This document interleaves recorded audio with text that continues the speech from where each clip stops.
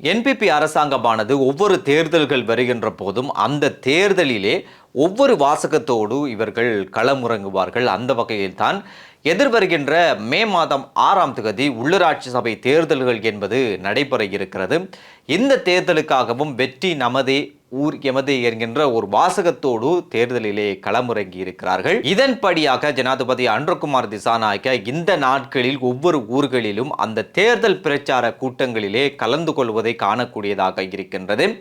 அந்த அடிப்படையில் தான் கடந்த சில தினங்களுக்கு முன்பதாக நடைபெற்ற ஒரு கூட்டத்தின் போது ஜனாதிபதி அன்ரகுமார் திசாநாயக்க ஒரு முக்கியமான ஒரு விடயத்தை வெளியிட்டிருந்தார்.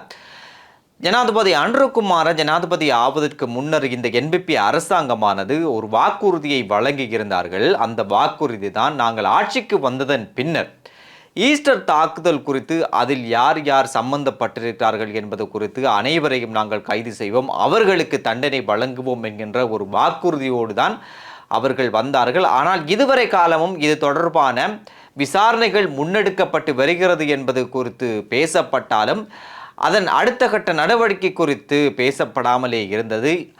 இந்த நேரத்தில் தான் அந்த அண்மையில் இடம்பெற்ற அந்த தேர்தல் பிரச்சார கூட்டத்தின் போது ஜனாதிபதி அன்ரகுமார் திசாநாயக்க எதிர்வருகின்ற ஏப்ரல் மாதம் 21ஆம் திகதிக்கு முன்னர் இந்த ஈஸ்டர் தாக்குதலில் பொறுப்பானவர்கள் குறித்தான அந்த குழு குறித்தான தகவல்களை நாங்கள் வெளியிடுவோம் என்கின்ற ஒரு முக்கியமான அந்த தகவலை அவர் வெளியிட்டிருந்தார். எதிர்வரக்கூடிய நாட்கள் என்பது இந்த அரசியலிலே ஒரு சூடான நாட்களாக இருக்க போவதாக தென்படுகிறது. அதே நேரம் இந்த மாதமும் அடுத்த மாதமும் பல கைதுகள் இடம்பெறலாம் என்று எதிர்பார்க்கப்படுகிறது. ஏற்கனவே சாமர சம்பத், அதே நேரம் வியாழேந்திரன், முன்னாள் போலீஸ் மா அதிபர் தேசபந்து தென்னகோன் போன்றோர் விளக்கமறியலிலே வைக்கப்பட்டிருக்கிறார்கள். இன்னும் ஒரு முன்னாள் அமைச்சர் பிரசன்ன ரணவீர அவரை கைது செய்வதற்காக தேடப்பட்டும் வருகிறார். இவ்வாறான சூழ்நிலையிலும் கூடத்தான் எதிர்வரக்கூடிய நாட்களிலே சில முன்னாள் அமைச்சர்கள் கூட கைது செய்யப்படலாம். அவர்களுடைய முகவரி என்பது வெளிக்கடை சிறையாக மாறும் என்றும் பிமல் ரட்நாயக்க அண்மையிலே இடம்பெற்ற ஒரு உரையின் போது சொல்லியிருந்ததை காணக்கூடியதாக இருந்தது. அதே நேரம் ஜனாதிபதி அன்ரகுமார சொல்லுகின்ற போதும் இந்த ஏப்ரல் மாதமும் மே மாதம் என்பது ஒரு முக்கியமான மாதங்களாக இருக்க போகிறது. நிறைய விசாரணைகள் இடம்பெற்று வருகிறது.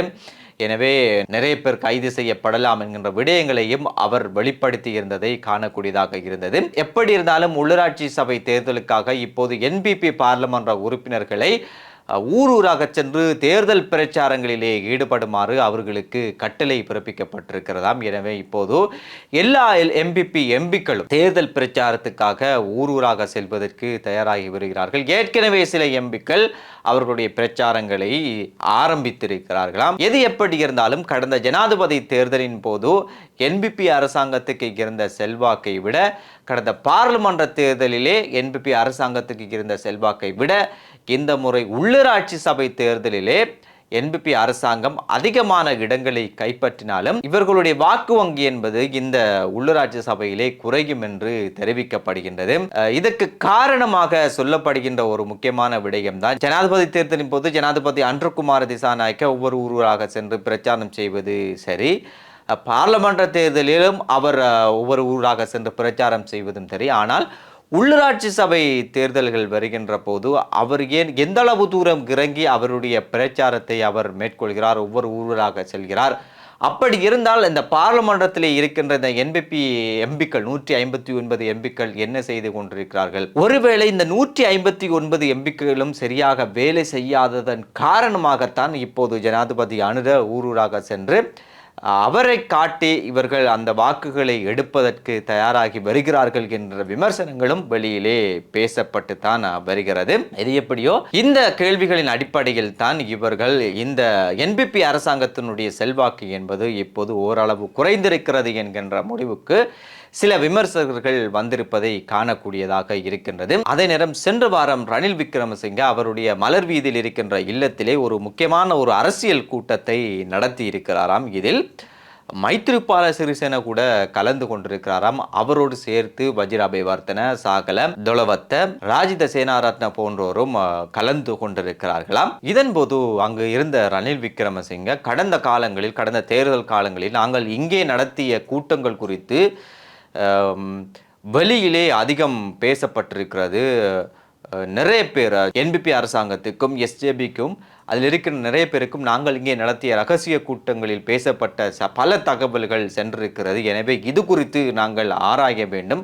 வஜிர இது குறித்து நீங்கள் ஆராயுங்கள் என்று ரணில் விக்ரமசிங்கே இந்த இடத்திலே பேசியிருந்தாராம். ரகசியங்களை வைத்திருக்க முடியாவிட்டால் நாங்கள் கட்சி வைத்து அரசியல் செய்வதில் எந்த பயனும் இல்லை என்று ரணில் விக்ரமசிங்கே இந்த இடத்திலே பேசியிருந்தாராம். அதன் பிறகு அங்கு பேசிய ராஜித சேனாரத்ன இந்த அரசாங்கத்தால் தொடர்ந்தும் பயணிக்கவே முடியாது. IMF திட்டத்தை இந்த அரசாங்கத்தை விட நீங்கள் தான் நன்றாக செய்தீர்கள். அது மக்களுக்கும் இப்போது விளங்கி கொண்டு வருகிறது.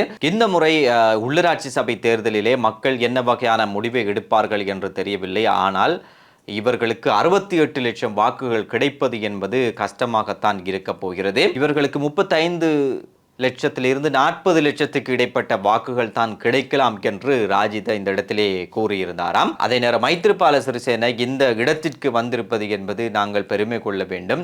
இது ஒரு அரசியலிலே ஒரு திருப்பு முனையாக இருக்கிறது. இவர் ரணிலோடு மீண்டும் இணைந்தது என்பது என்கின்ற விடயத்தையும் அவர் சொல்லியிருந்தாராம். அதன் பிறகு அந்த இடத்திலே பேசியிருந்த மைத்ரிபால சிறிசேன சிலர் நினைக்கிறார்கள் நானும் ரணிலும் நல்லாட்சி காலத்தின் போது பாம்பும் கீரியும் போல் இருந்தோம் என்று. ஆனால் நாங்கள் அப்படி இல்லை. நாங்கள் அரசியல் ரீதியாக கோட்பாடு ரீதியாகத்தான் நாங்கள் முரண்பட்டமை ஒழிய நாங்கள் அப்படி இருக்கவே இல்லை. எப்படியோ நல்லாட்சி அரசாங்கத்தின் போது இந்த நாட்டினுடைய ஒரு பொருளாதாரத்தை நாங்கள் ஒரு நல்ல நிலைமைக்கு நாங்கள் கொண்டு வந்திருந்தோம். அப்போது பதிலளித்த ரணில் விக்ரமசிங்கே 2015-2018 கால பகுதி என்பது பொருளாதாரத்திலே நாங்கள் ஒரு நல்ல நிலைமையில் எமது நாடு இருந்தது.